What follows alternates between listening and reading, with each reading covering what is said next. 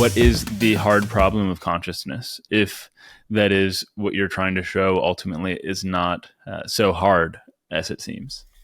Yes, so the hard problem of consciousness as formulated by David Chalmers is that an understanding of the very thing we've just been talking about, an understanding of the mechanisms which govern the behavior of the brain, he says, will never explain phenomenal subjective experience. He seems to suggest that experience lives in some parallel universe that is not reducible to the laws of that sort of natural mechanistic laws that we use to explain everything else in nature.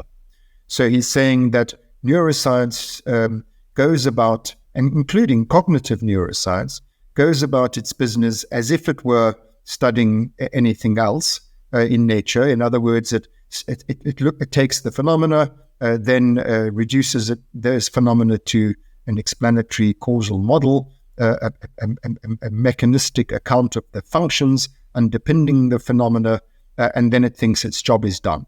And Chalmers says its job is not done in respect of one crucial fact about the brain, namely that it experiences, because those mechanisms do not account for the experience. Why does he say that? Well, I'll quote in simplified form, because I don't want to go down all the rabbit holes, but in simplified form, I'll quote Frank Jackson's knowledge argument, which Chalmers invokes in this very respect. Jackson said, imagine a visual neuroscientist named Mary, who knows everything there is to know about the functional mechanisms of visual information processing. She knows everything that goes on from the light waves being transduced into neural impulses, where they're transmitted through the lateral geniculate to the cortex, how the visual cortex processes this information in multiple different streams. She knows all of that, all about the functional mechanisms of vision, but she's blind. So she knows nothing about what it is like to see.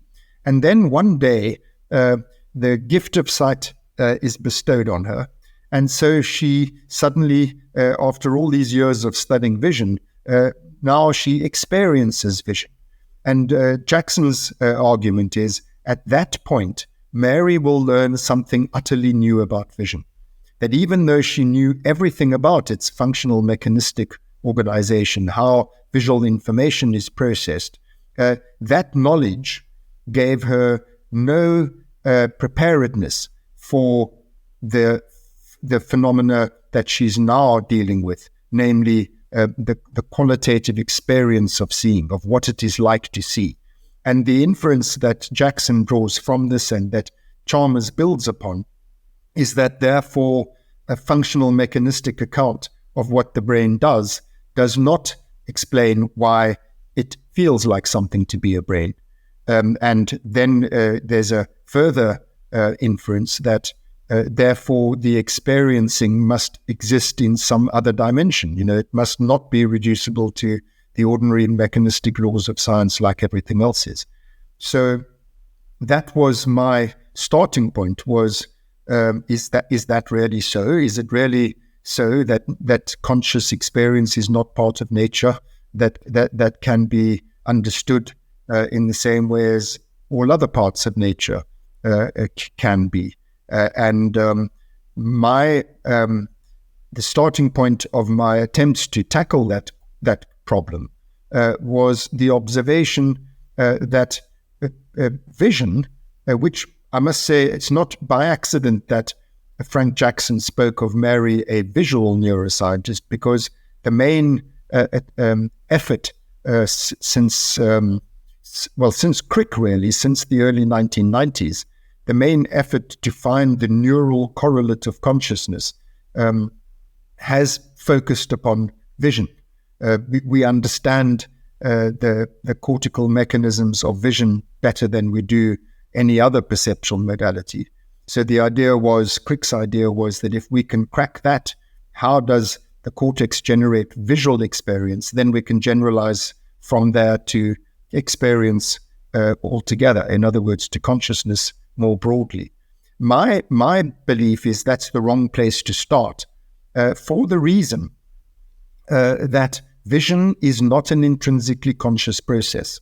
You can see perfectly well without being conscious of what you're seeing. And in fact, that is why Mary is able to understand all of the mechanisms whereby vision occurs, because vision can occur and does occur all the time in us without any awareness. Some visual processes are conscious, but the vast majority of our visual information processing is not conscious. What is more, the consciousness in vision, to the extent that vision is conscious, it's not intrinsic to the cortex. The cortex is not intrinsically consciousness generating. The information processing that goes on in the cortex is rendered conscious by it being activated, by it being aroused, modulated from below, from brainstem structures, in particular the reticular activating system. Now, the reticular activating system, from whence all consciousness flows, it's an absolute prerequisite for any form of consciousness that it has to be activated from the reticular activating system. This part of the brain, unlike the cortex in general and the visual cortex in particular, its whole function is to generate consciousness, not visual information processing, but rather the rendering conscious of visual and all other forms of information processing. So I thought that we'd started in the wrong place, looking at vision and cortical vision as our model example of consciousness was an unfortunate place to start, because it is not an intrinsically conscious process.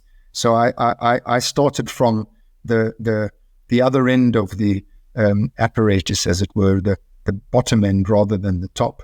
And also I thought, why start with the most complex forms of consciousness? The human cortical consciousness is the most complex form that we know of. Why not start with the elementary form, this basic prerequisite form, upon which all the other higher forms are built? So that's the title of my book. The Hidden Spring refers to the upper brainstem, which is from whence all consciousness springs. The reticular activating system. Yeah. That's slightly simplifying it, because the reticular activating system is not the totality of the arousal structures of the brain, but that's the heart of the matter. There are a few other structures, like, for example, the basal forebrain nuclei and so on, which perform exactly the same sort of function, but they're all deep subcortical structures that have the function of arousing and modulating the rest of the brain.